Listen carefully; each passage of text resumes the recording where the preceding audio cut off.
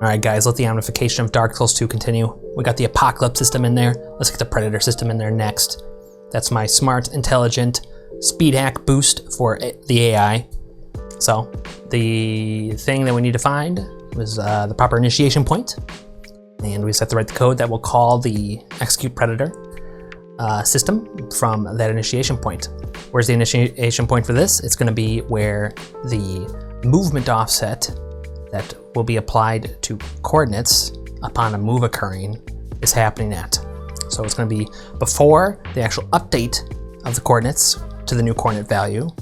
It's going to be where it's adding the difference from where we want to go and where we are to the current coordinates before it gets set. So let's find out where the coordinates are being set from first. We got my x coordinate right here. Let's see what writes to it. Nothing. Good. I'm not moving. Let's move. Okay, we moved. All right, got a number of functions here, but this one has the most hits. RDI is the coordinate source. Let's copy our RDI here. Put a breakpoint there. We're gonna have it only go off when it's our RDI. That's our RDI right there. Great. Let me take a look at this real quick. If we're very lucky, the math for the location update is gonna be nearby. A lot of times it's very far away. I see an add though right here, and it seems to be adding something to our current coordinates, and then it puts that back to where our current coordinates are. This could be the movement offset right here. Let's find out. So let's put a breakpoint right here, where I think the maths is occurring. Let's set that condition on it. So it's us. And let's move. And let's move. Let's get some speed going here. Okay, we're moving. Okay, great. Let's take a look at it. It's adding our current coordinates to XMM0. This right here looks like a movement offset. 0.16, 0.14. We're moving 0.16 in the X direction, 0.14 in the Z direction. This looks like if I multiply these, we're gonna have increased speed then. Curiously, where does that come from? It's basically a calculated value. So it's not stored yet, it's being calculated right here too, good. Does it save it anywhere? It's important because sometimes if we're gonna speed it up here, we have to speed it up in other places as well. Doesn't look like it. Well, here's the initiation point. This appears to be where the movement offset's being added to the current coordinates before it gets set. So if I remove this code then I shouldn't be able to move. Let's find out. Remove the code.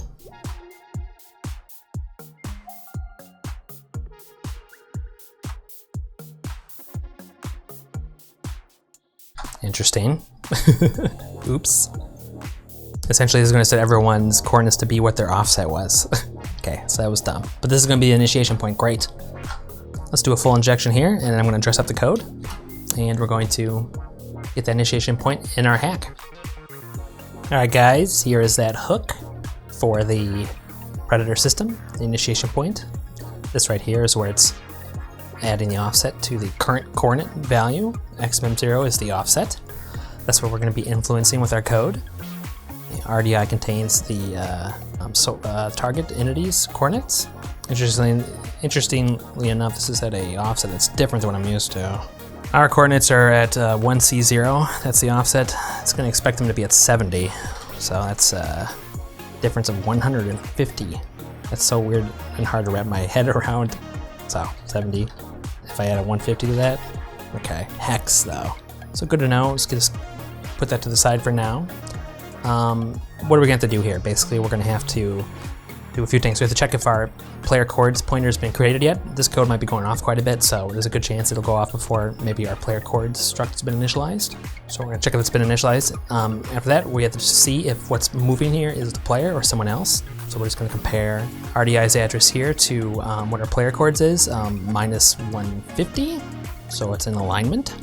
And then basically we just have to load all the parameters for the Predator system and then apply the return values. So let's work on filtering out player and enemy movement first. First want to have some, we want to back up our conditional flags because we're going to be doing some conditional comparisons. So we want to preserve those.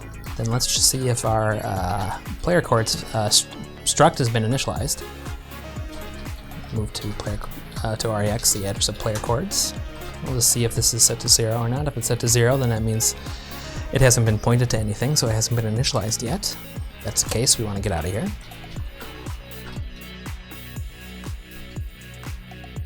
Next, let's compare RDI and our player coords. Let's go look at this.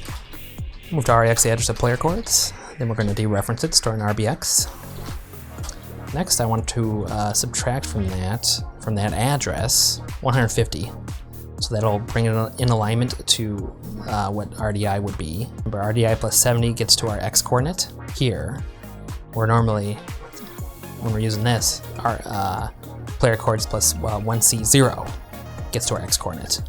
That's a difference of 150 between player coords plus 70 and player coords plus 1C0. So we have to subtract 150 to bring it in alignment, and then we do a comparison here. Compare RBX with RDI, and then if they are equivalent here, then that means it's the player moving, so I don't want to apply the predator here. Oops, we want to get out of here. So if they're equivalent, we get out of here. Otherwise, we apply the predator system. I think here then we're going to need to back up 2 SSC registers to do what we need to do. So let's make room for 16 bytes in the stack. Let's just preserve xmem0 since that's going to be used here. 16 more bytes, back up xmem2. So we can use that. Let's restore those here.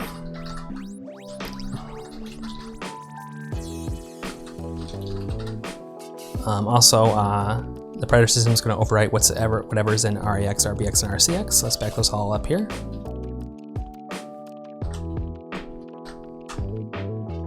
We're going to pop them in the order we pushed them, or in reverse order, I guess. The first parameters to provide to the predator system is going to be the player's own coordinates. So we'll wire those up down there.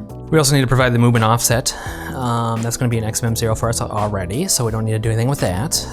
We're also going to have to supply the creature's current coordinates. That's going to be an RDI plus 70. So that's all good to go. Then we're going to need to apply the depth, height, and width of the creature. This game doesn't have true scale. I talked about that in other videos of mine, some previous games where I've done the predator system, so I won't rehash it here. We're just going to need to create our own identity value matrix.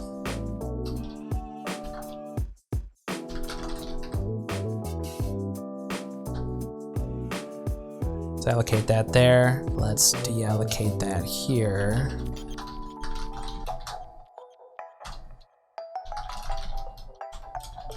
Be floating point at 1.0, I believe, right? We'll store that in xmem1. Let's just set that up right now. We'll assess xmem1 identity value. Let's broadcast that so all the vectors in there, or all the words, are 1. Let's move to REX, player coords address. Move to RBX, that dereferenced. That's ready and good to go. I think we are good to go then. Let's see if we can't call the predator system. First thing that we have to push for parameters are the player's coordinates. That's going to be RBX plus 1C0 for the X and Y. Then we need to push the Z, which is going to be found in the next 8 bytes from there, so 1C8. Then we need to push the enemy's coordinates. That's going to be in whatever's down here, RDI. So it's going to start at RDI plus 70. And of course, that only gets the X and Y. We have to push the Z as well. It's going to be 78. Then we have to push the identity matrix. Right now, it's a full 16 bytes here. We're going to make room for 16 bytes. And we're going to move the contents of that xmem1 containing the identity values, 1111, onto this stack. So that's armed as a parameter now. Then we have to push the change. Now hopefully this doesn't corrupt the predator system, but I noticed that there was in the fourth word, which is normally 0, it's not 0 here. But I don't think that'll matter, but as I've talked about in other videos, we need to push it in a way so that looking at the stack, we see the XY first, then the Z, and then the random value. If we just push the whole SSC register that currently has offset to the stack, it will basically essentially be in the reverse order. So we need to do it like this here. And I'll change this in the future so we don't need to do this, but we're actually just gonna make room for 8 bytes at first. And I guess before we do that, let's move the high words from the xmem0 register, which has a movement offset, from high to low onto the xmem2 register. So the high words of the xmem0 are not gonna be the low words of the xmem2 register. And then we're gonna move quad word here to the stack, what's currently in the xmem0 SSC register. It's gonna move basically the first 2 lower words from there onto the stack. Make room for 8 more bytes. And then we're going to move to the stack xmem2, which has xmem0's high words as its low words. And then that's it. Those are all the parameters armed. We'll call execute predator now. Now we just need to process predator's return stuff. EAX will contain the updated change to the X, EBX will contain the updated change to Y, and ECX will contain the updated change to Z. So we need to load all those into the XMM0 register. We can't lose that last value that's in the stack as well, or that's in the XMM0 register as well. So let's do this. We're gonna make room on the stack for 16 bytes. I'm gonna zero out what's in the XMM2 register. We're gonna use that there, so now it's all zeros. I'm actually going to move to the stack the contents of the XMM0 register, which is currently holding the old movement offset stuff, and has that fourth value that the game needs, but I don't know what it's for, frankly. We don't wanna screw with it. We're gonna just individually replace the values that are there. So the first 4 bytes is gonna have what's in the EAX register. Next 4 bytes are gonna have what's in the EBX register, the updated Y. And the final 4 bytes here, RSP plus 8, put the updated Z movement offset. And then RSP plus C will still have that value that was in XMM0 that the game needs that does something. So then we just move all that to that XMM0 register. And that's the updated movement offset now. And then everything will be restored here, RCX, RBX, REX. 1 and 2 will be restored, and the output of this function, which is an updated movement offset in XMM0, will be there. And that's it. And this should now be complete. That's the complete implementation of the Predator initiation point in DS2. Let's see if it works. All right, we got the Predator system implemented and working with Dark Souls 2. It pretty much just worked out of the box. Didn't require too many code changes. Basically, the initiation function, didn't have to do any changes to it really. It's been a bit since I recorded the last part of this video, so I don't really remember what state the code was in. Sorry, but I do believe I made a mistake when I was accessing the player coordinates struct here. I don't think I dereferenced the pointer before adjusting the address. But other than that, I think it pretty much just worked. And here's the code in its final form. Pretty short, pretty simple. Parameters get armed, call execute predator, process the return values, and shit's working. So let's see what it's like in Dark Souls 2. First, let's just see what the normal enemy movement is before we turn it on, just so we can have something to compare it to. Let's run in here. These guys are moving around already. Ow. I'm gonna easily outrun these guys. Very slow. They're running a little bit here, but they're so slow. So slow.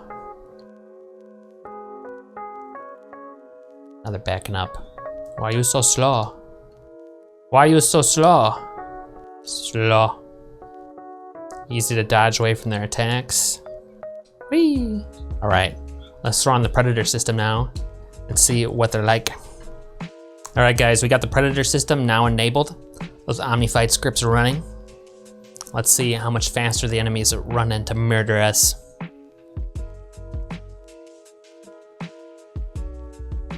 Uh-oh, he's zooming. I can no longer just outpace them. They're fucking on my ass. Look at that. Their swipe distance is increased too. It'll make it harder to dodge away. So these guys are just like the grunts. Look at that. That was a far jump. They're moving much faster. So there you go. We got the Predator system implemented in Dark Souls 2. And it pretty much just worked right off the bat, which is very nice. It's gonna be interesting to fight some of the more deadly enemies. Ooh, teleportitis. All right, guys, that's a wrap. Predator system's in there. Next thing we're gonna be doing is the abonification system, which is always interesting with the Dark Souls games. That'll be in the next video. If you like the content, you wanna support what I do, please subscribe to the channel. I really do appreciate it. Give the video a like if you want. Say something in the comment section if you want. Got any questions, ask them here, or you can join my Discord server, the link to which is below. And if you want to catch the Omnified action live, there's only one place you can do it, and that's on my Twitch channel, twitch.tv/omni. See you guys.